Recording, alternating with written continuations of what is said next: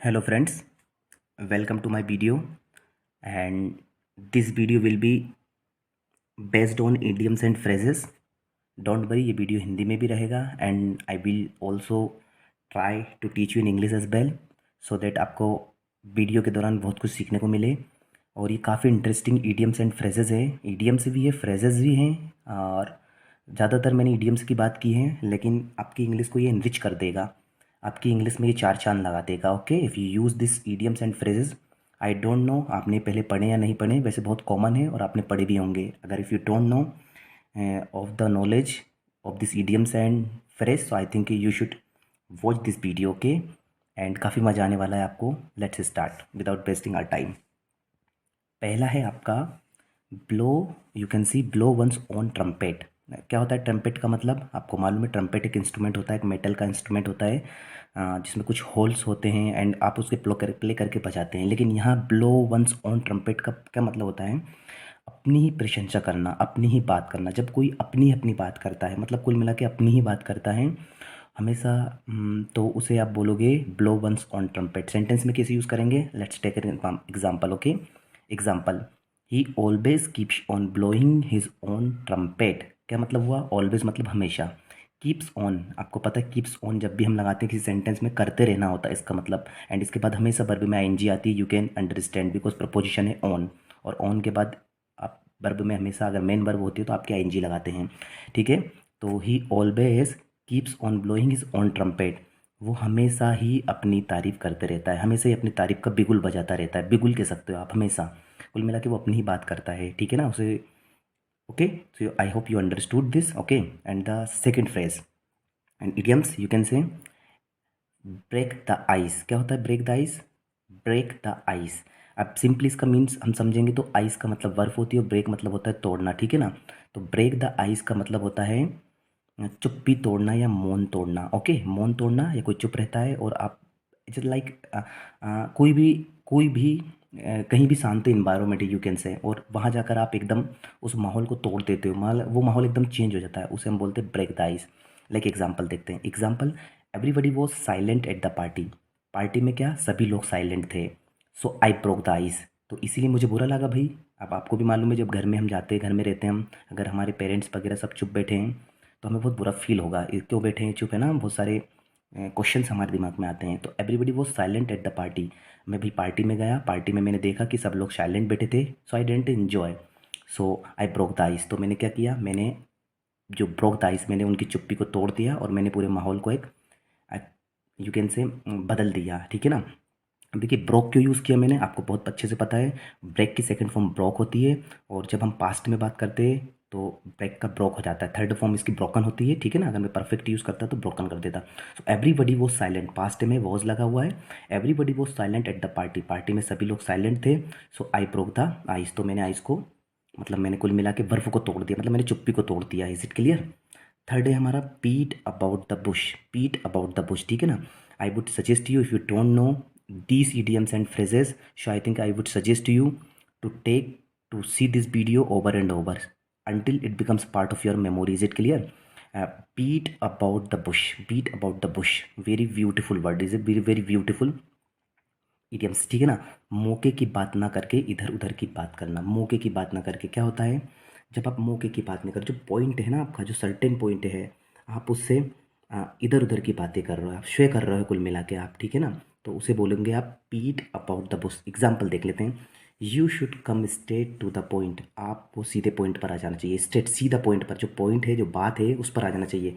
Don't beat about the bush, like you can say that, एक friend अपने दोस्त से बोल रहा है कि भाई you should come straight to the point, आप इधर उधर की बातें मत करो, और you should come straight to the point, तुम्हें पॉइंट पर आ जाना चाहिए, ठीक है ना। ओके, तो मैं ज़्यादा टाइम नहीं लूँगा and I will not tell you more and more example, because you know it will consume your time and my time as well. So these are not and hard idioms and phrases, you can understood it, you can understand it easily. Is it clear? Okay, so that's why I'm not taking you more and more example, मैं ज़्यादा example नहीं ले रहा हूँ, मैं छोटे से simple से एग्जाम्पल में मैं आपका जो भी फ्रेजेस हैं, हाउ टू यूज़ इट, कैसे यूज़ करते हैं, मैं सब बता दूंगा आपको, ठीक है ना। ओके, और मैं आपको अभी भी सजेस्ट करूँगा, आप बार बार देखोगे, अगर आप अनअवेयर हो अनअवेयर हो इस ईडियम से तो आपको बार बार देखना चाहिए। Is it clear? So bring round अगला है मेरा फोर्थ वाला ब्रिंग राउंड। पहला हमने क्या किया है, ब्लो वंस ऑन ट्रम्पेट, अपनी प्रशंसा करना, अपनी ही बात करना। दूसरा मैंने यूज़ किया ब्रेक द आइस, मतलब मौन तोड़ना, चुप्पी तोड़ना। थर्ड मैंने क्या किया, बीट अबाउट द बुश, मौके की बात ना करके इधर उधर की बात करना। एंड फोर्थ है मेरा ब्रिंग राउंड। क्या होता है ब्रिंग राउंड, मतलब बेसिकली ब्रिंग का मतलब लाना होता है, ब्रिंग लाना, एंड राउंड घुमाना। Is it clear. लेकिन बीन राउंड का मतलब क्या होता है, समझा बुझाकर अपनी बात मनवाने में सफल होना। अगर आप किसी को समझा लेते हो, आप पीस कर लेते हो, किसी को कन्विंस कर लेते हो और आपकी बात मनवा लेते हो, if you are expert in convincing to others, so you can say that ring round. Is it clear? So example देखते हैं। firstly he was opposed to the idea। Opposed का मतलब क्या होता है, अपोज्ड मतलब विरोध करना, प्रोटेस्ट करना। तो पहले तो वो क्या हुआ, he was opposed to the idea. मैंने एक विचार रखा, मैंने एक आइडिया रखा, या मेरे दोस्त ने एक आइडिया रखा, और वो बंदा जो क्या था, जो सेकंड था, he was oppose to the idea, उसने इस आइडिया का विरोध किया। But we brought him round, लेकिन हम दोस्त उसे ब्रॉट, वर्ब की सेकंड फॉर्म होती है ब्रिंग, ब्रॉट। पास्ट में जा रहा है सेंटेंस, आपका वॉज लगा हुआ है। So firstly he was oppose to the idea, पहले वो आइडिया का विरोध कर रहा था। But we brought him round, हम उसे समझा बुझाकर अपनी बात मनवाने में सफल हो गए। B brought him round. Is it clear? B convinced him, you can say. Is it clear? But देखिए, we also can use convince, appease, but why we will use this kind of sentence, why you use to make influence, to have impact in our language, to enrich our language, अपनी भाषा को बहुत ज़्यादा improvement करने के लिए। Suppose मान लो हम तो कन्विंस बोल देते हैं, अपीज बोल देते हैं, मान लो किसी ने ये सेंटेंस यूज़ कर दिए, so we should be able to understand them. Is it clear? अगला एग्जाम्पल देखते हैं हम। Hit the nail on the head, very beautiful, very beautiful idiom. Hit the nail on the head, क्या होता है hit the nail on the head? वैसे nail का मतलब आपका क्या होता है, नाखून। हेड का मतलब होता है आपका सिर, ठीक है ना। तो hit the nail on the head का मतलब क्या होगा, कि नाखून को सिर पर मार लिया? नहीं, सीधी सच्ची बातें कहना। देखिए कितना इनका जो इनकी मीनिंग होती है वो बिल्कुल ही डिफरेंट होती है। Hit the nail on the head, सीधी सच्ची बातें कहना, ठीक है ना। He is very frank, example क्या है आपका, he is very frank. Frank means very well, बिल्कुल फ्रेंक है, वो खुला हुआ है, खुले विचारों वाला है, यू कैन से एक्सट्रोवर्ट है।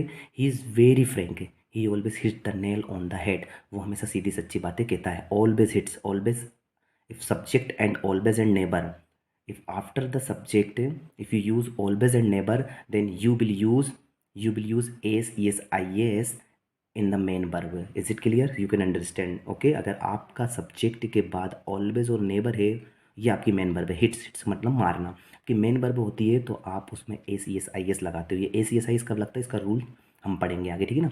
ही is very Frank, he always hits the, he hits the nail, sorry, I forgot the nail to write here, but you can understand, he is very frank, he always hits the nail on the head, he always hits the nail on the head, okay।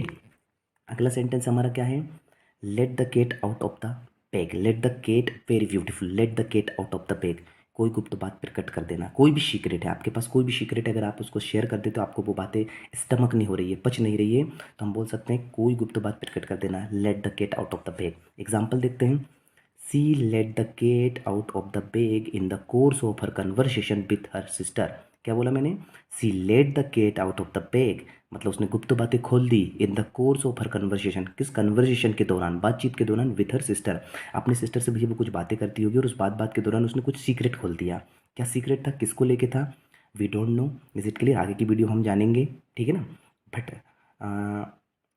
You can say that let the cat out of the bag. अगर मैं बोलूँ भैया, मैं वो इतना ज़्यादा बोलता है कि बातों बातों में वो let the cat out of the bag कर देता है, मतलब सीक्रेट खोल देता है अपने सारे, ठीक है ना। अगला है आपका seventh and the last one, pocket and insult. Very beautiful idiom, pocket and insult. Pocket मतलब बेसिकली क्या होता है, आपकी जेब होती है। इंसल्ट, इंसल्ट एन क्यों लगा है, आई है इसलिए एन लगाया मैं। पॉकेट एंड इंसल्ट, इंसल्ट, ठीक है ना, अपमान करना। लेकिन यह पॉकेट एंड इंसल्ट का मतलब अपमान को स्वीकार कर लेना।